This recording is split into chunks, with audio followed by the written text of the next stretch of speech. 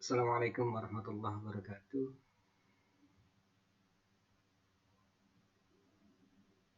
Berbekal akal yang diberikan Tuhan Yang Maha Esa, seharusnya bisa membawa seseorang menuju atau meningkatkan kualitas penghambaan padanya. Pada kesempatan ini, saya mencoba mentadaburi beberapa sanad logika itu dalam pengertian menurut saya yang disampaikan oleh Gus Baha, yang menurut saya hal tersebut bisa membantu menemukan atau menempatkan atau memosisikan diri sebagai seorang hamba. Kebetulan saya sedikit belajar matematik dengan beberapa kisah yang disampaikan Gus Bah itu semakin menguatkan logika keberagaman saya. Yang pertama adalah beliau Gus Bah juga menamakan sebagai logika nubuwah.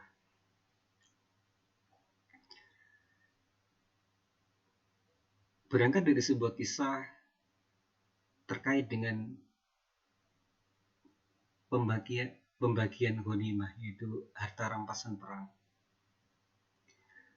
Bagi logika awam atau logika biasa, saya kira wajar ketika kita bersumbangsi banyak, maka kita harus mendapatkan yang banyak pula. Itu pula yang menjadi pemikiran beberapa atau sebagian kecil sahabat Ansor ketika menyaksikan fenomena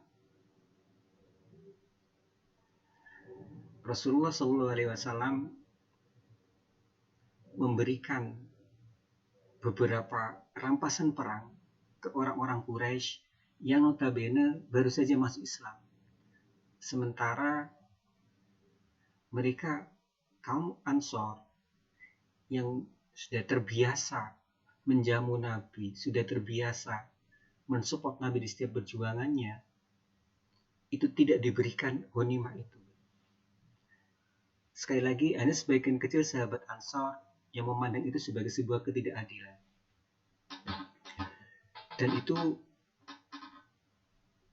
di logika biasa, saya kira wajar adanya. Tapi di semesta logika nubuwah, ada perspektif yang berbeda yang saya sendiri pada saat itu tidak bisa memahami itu. Dan lewat Gus Bahala saya menemukan logika itu. Sahabat Ansor dikumpulkan oleh Rasul terkait dengan kasakusuk itu. Dan apa yang dikatakan Rasul itu buat saya mengetuk nurani saya. Rasul secara singkat mengatakan bahwa orang Quraisy itu saya kasih unta, saya kasih dinar. Mereka setelah dapatkan unta, dapat kambing, mereka pulang. Sementara kamu nanti pulang akan membawa Rasul Allah ini, membawa pulang Rasul Allah ini. Coba silakan pilih. Kamu pulang membawa kambing, membawa dinar, membawa unta itu, atau kamu pulang membawa Rasulullah itu. Saya kira tidak ada jawaban saat itu. Semua tertunduk dan sudah pasti mereka memilih Rasul itu untuk dibawa pulang. Lebih dari itu, Gus Bah menambahkan bahwa logika nubuwah mengatakan bahwa kalau saya bahasakan, memberi itu sesuatu yang mulia. Itu heroik, itu pahlawan. Maka saya akan menjaga marwah itu, saya akan menjaga martabat itu. Saya akan jaga Anda sekalian biasa memberi, biasa memperjuangkan Islam itu, akan saya jaga. maka saya tidak akan menurunkan derajat Anda untuk menjadi peminta. Bagi sebagian kita yang sudah terbiasa memberi, ya kita belajar memberi saja. Kita tidak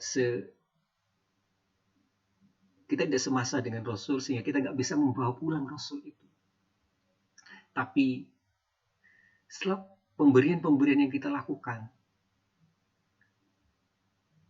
dengan istiqomah, dengan ikhlas, dengan hanya memberi saja, itu pulang seakan-akan juga sudah membawa Rasul. Karena apa? Kita istiqomah menjaga, membawa ajaran Rasulullah. Tangan di atas itu lebih mulia daripada tangan di bawah. Kisah kedua yang saya juga belajar logika yang kembali diakan oleh Gus Bah adalah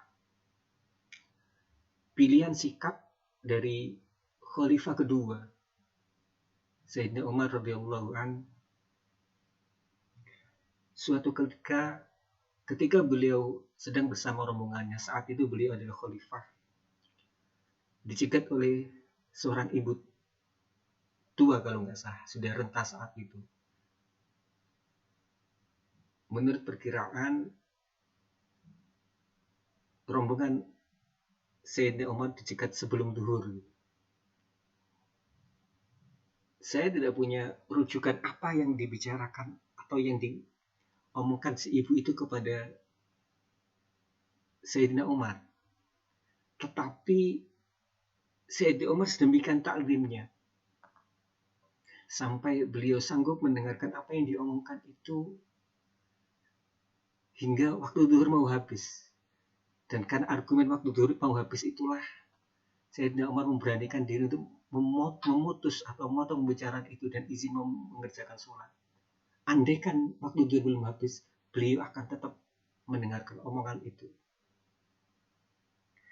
Melihat kejadian ini,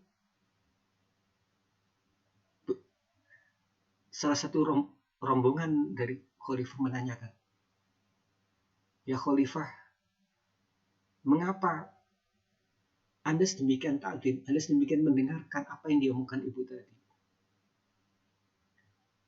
Ucapan sang Khalifah inilah menunjukkan satu pilihan logika yang menurut saya luar biasa. Seakan-akan Sayyidina Umar mengatakan bahwa Allah saja mendengarkan sekaligus merespon protes Bu Haulah. Jadi perempuan itu adalah Ibu Haulah. Apalagi saya, Umar, yang sekedar seorang hamba, yang hanya seorang hamba. Jadi perempuan ini dulu pernah protes ke Nabi terkait dengan talak oleh suaminya. Dan munajat dia didengar oleh Allah dan dikabulkan oleh Allah. Yang diabadikan di Al-Quran, surat Al-Mujadilah atau Mujadalah. Pilihan Sayyidina Umar yang mendengarkan itu dan memposisikan diri bahwa Allah saja mendengarkan, apalagi saya hanya sebagai seorang hamba. Buat saya itu luar biasa. Bagaimana saya kan gak menanyakan bagaimana Sayyidina Umar menempatkan Allah terhadap orang-orang yang didengarkan saja doanya, munajatnya dikabulkan saja. Beliau sedemikian takdim. Dan saya bisa berefleksi di kehidupan ini, siapa yang kita takdimi dengan sungguh? Apakah kita menempatkan Allah jadi pertimbangan kita terhadap orang-orang yang kita takdimi dengan sungguh itu? Ataukah kepentingan kita?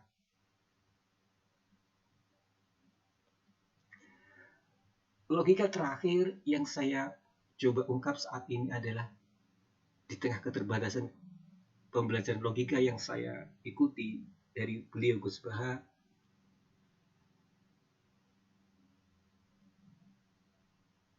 saya tidak mendengar menyebutkan nama sufi siapa, tapi logika ini kembali mengetuk atau mempertanyakan kemana saja saya selama ini sehingga tidak bisa mempunyai angle, mempunyai sudut pandang seperti sang sufi ini. Bagi saya yang sedikit sekali lagi belajar matematik, ini amat sangat logis. Ini terkait dengan pembacaan ta'awudz. Saya kira teman-teman semua seringkali membaca ta'awudz itu dalam rangka untuk ikhtiar untuk menjaga diri dari godaan syaitan. Tapi kembali saya tidak pernah berpikir seperti sang sufi ini. Secara ringkas bisa saya katakan, andai kan bukan perintah Nabi untuk membacanya, baca ta'awudz dalam arti ini, saya tidak akan melakukannya karena Allah Azza wa Jalla teramat mulia dan setan bukan tandingannya. Ini bahasa saya. Artinya di pandangan teman-teman sufi yang sudah memuliakan Allah, yang sudah ma'rifatullah, yang tahu Allah, Allah itu teramat mulia. Maka gak bisa dibandingkan atau gak bisa dilamatkan dengan setan. Gak level gitu. Artinya ta'awudz itu menurut pandangan mereka adalah membenturkan Tuhan dengan setan. Dan bagi mereka Allah itu teramat mulia bila dibenturkan dengan setan. Dengan alat yang dimiliki oleh manusia, akalnya, nuraninya, hatinya. Bagi mereka cukup untuk melawan setannya sudah dinas sebagai musuh manusia itu. Jadi dalam tanda petik nggak butuh Tuhan karena Tuhan itu teramat mulia bila dibenturkan dengan setan itu. Assalamualaikum warahmatullahi wabarakatuh.